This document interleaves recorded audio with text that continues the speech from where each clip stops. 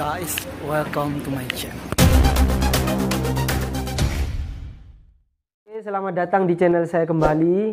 Di video kali ini adalah part ketiga dari kisah awal menulis saya. Mungkin video-video sebelumnya memang tidak mewakili dari semua kisah saya, namun itu sudah saya ringkas dan saya ambil inti-intinya. Dan juga ada detail-detail yang telah saya sampaikan kan di video sebelumnya. Dan di part ketiga ini akan menjadi video yang istimewa buat kalian. Karena di part ketiga ini saya akan menghadapi tantangan-tantangan hingga saya bisa menerbitkan buku dengan tidak menggunakan bantuan kampus. Yang di buku pertama yang saya terbitkan kan dapat bantuan kampus. Di buku ini dapat bantuan kampus kan, terbit ISBN-nya. Jika ini memakai penerbit indie, goepedia.com, penerbit gratis.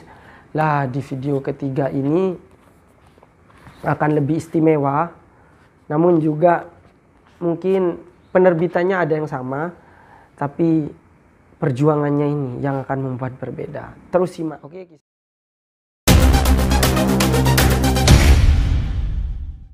Oke, di sequel novel ini saya akan menceritakan dari yang pertama ini, oke? Dari buku yang pertama yang berjudul Membumikan Cinta di Selat Bosporus. Buku ini saya tulis ketika masa-masa saya skripsi. Jadi ketika itu tepat waktu saya mau KKN. Jadi ketika saya mau KKN pada semester akhir, setelah saya menerbitkan buku ini 2018, 2019 awal, saya langsung merancang novel pertama saya ini. Jadi ketika saya diam-diam cari inspirasi kisah apa ya di novel saya kira-kira, setelah saya belajar dari buku-buku sebelumnya, dari cerpen-cerpen, saya berpikir inspirasi apa ya yang saya akan tuangkan di novelnya. Akhirnya setelah saya baca buku, saya dapat sebuah inspirasi. Memang saya ingin menyelipkan di dalam buku ini tentang sejarah-sejarah seperti itu, sejarah Islam. Terutama inspirasi yang saya dapatkan adalah inspirasi Turki, karena memang kota Turki, bukan kota ya, negara Turki adalah negara yang ingin saya kunjungi. Namun hingga saat ini Tuhan belum mengizinkan, Allah belum mengizinkan untuk saya berkunjung ke negara Turki. Jadi akhirnya saya menuangkan kecintaan saya ke Turki, apa yang saya ketahui dari Turki saya tuangkan dalam novel ini, dari sejarah-sejarahnya, sedikit budayanya dan lain sebagainya ada di dalam novel ini. Namun untuk konflik saya mempunyai ide. Jadi konfliknya nanti jika kalian penasaran bisa pesan bukunya ya. Kalau saya ceritakan di sini nanti gak laku bukunya. Jadi setelah saya mendapat inspirasi untuk menceritakan Turki dan konfliknya, saya langsung memulai membuat novel ini. Membuat novel yang pertama ya, agak berat saya taruh. Jadi saya buat kerangkanya dulu. Seperti yang saya sampaikan di video bagaimana cara menulis hingga terbit. Jadi tentunya saya mulai membuat kerangka.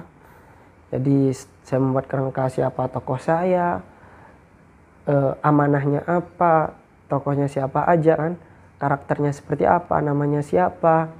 Terus di bab 1 bahas apa, poinnya, di bab 2 bahas apa, bab 3 dan bab seterusnya poinnya bahas apa.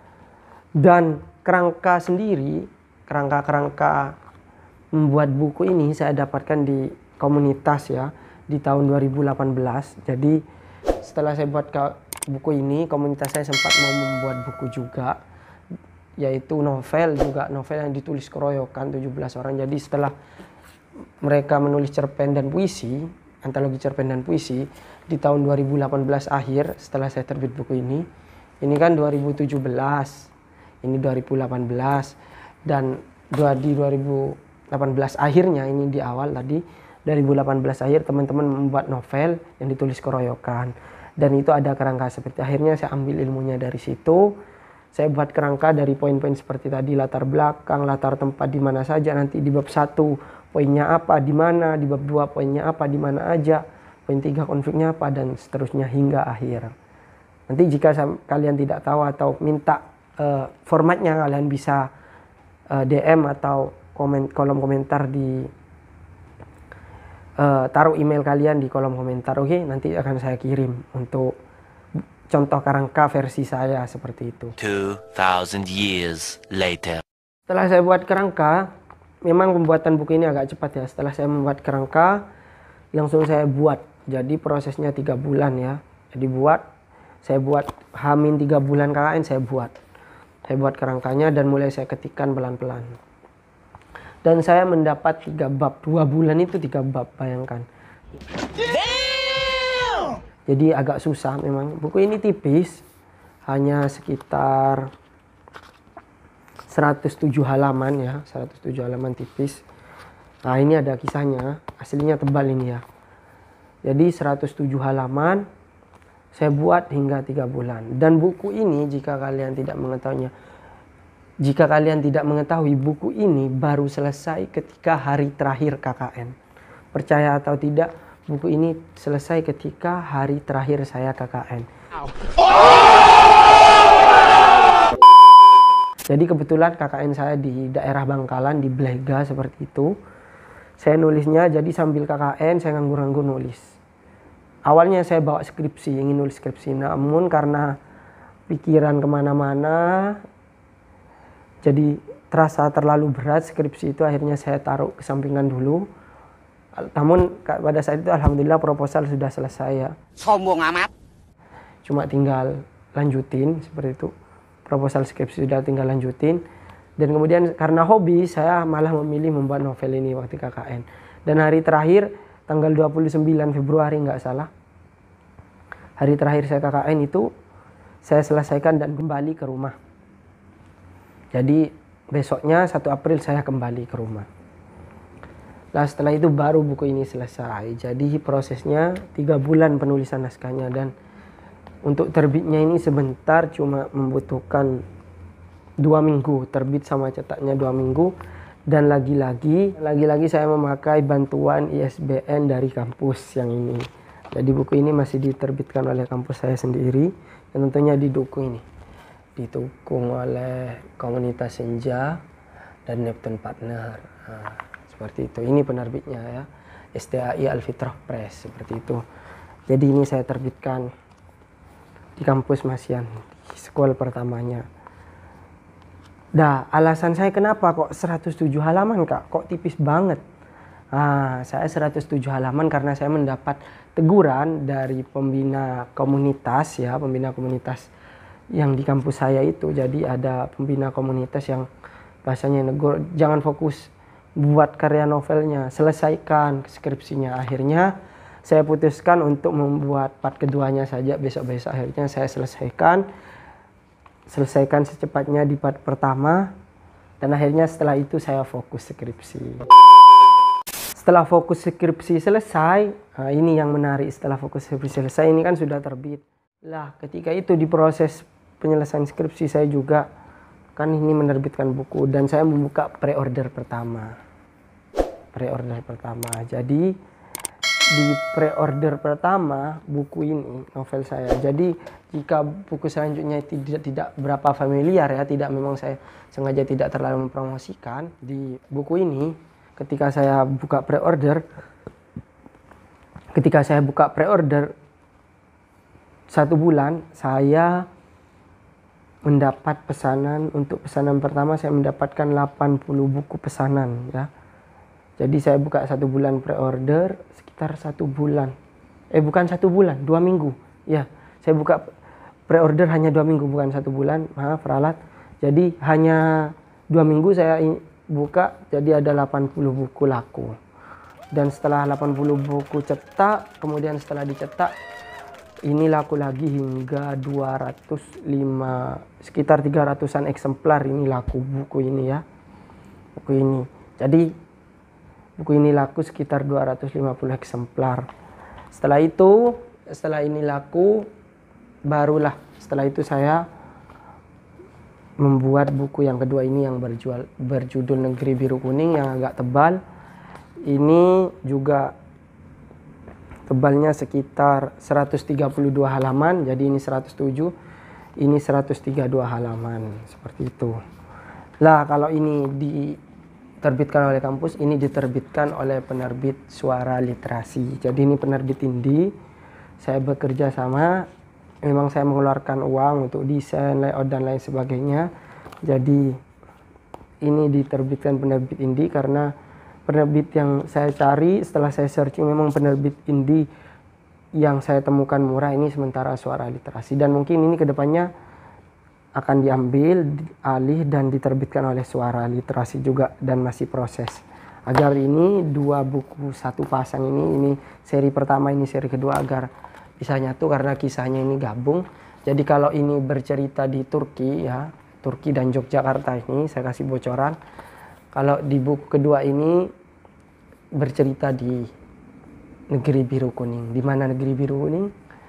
Saya kasih bocoran, Negeri Biru Kuning yaitu negeri Swedia. Jadi kisahnya ini di buku kedua nanti akan menceritakan sejarah Islam juga di negeri Swedia. Jadi jika kalian penasaran bisa pesan buku ini. Oke? Kita lanjut di buku yang kedua ini. Jadi buku kedua ini saya proses buatnya seperti buku yang ini, sama buat kerangka. Namun penulisan ini agak lama karena risetnya ini agak susah. Kalau Turki memang negaranya saya sukai seperti itu sejak lama. Namun kalau negeri Swedia ini saya dari awal banget, jadi saya riset, jadi saya teliti, bekerja sama juga dengan editornya, seperti itu, editor yang saya kenal. Kemudian saya riset, akhirnya setelah 7 bulan, bayangkan setelah 7 bulan, ini 3 bulan, ini buatnya 7 bulan. Jadi total 10 bulan ya kalau digabung. Tapi setelah 7 bulan pembuatan buku ini, setelah ini 7 bulan setelah buku pertama ini, baru 7 bulan setelahnya terbitlah buku ini, lahir. Kemudian baru bisa bersama dan akhirnya alhamdulillah kisahnya selesai. Mungkin untuk selanjutnya saya akan membuat sebuah buku lagi. Namun ini kalau ini non ilmiah semua, jadi buku-buku yang saya pegang ini semua non ilmiah. Dan kedepannya saya mencoba untuk buku yang ilmiah. Jadi buku ilmiah nanti akan mengangkat apa yang telah dibahas skripsi saya ingin tinjau ulang sehingga menjadi sebuah buku. Jadi skripsi yang ingin saya jadikan sebuah buku agar bisa bermanfaat lah, agar skripsi bisa bermanfaat ke depannya. Mohon doanya, oke? Jadi itulah kisah-kisah awal saya menulis. Mungkin jika saya pikir-pikir lagi, tidak detail banget yang saya telah ceritakan kisah awal mula saya menulis.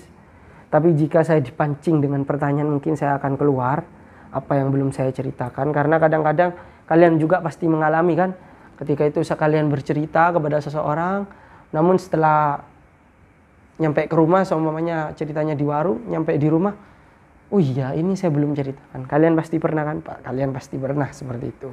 Makanya seperti ini juga, takutnya nanti di video saya part 1, part kedua, dan part ketiga ini ada yang kelewat. Kalian coba pancing dengan pertanyaan, nanti akan saya jawab.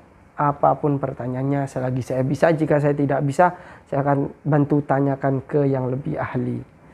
Oke, mungkin itu saja video kali ini. Dan untuk kedepannya kalian bisa usul apa konten selanjutnya, seperti itu.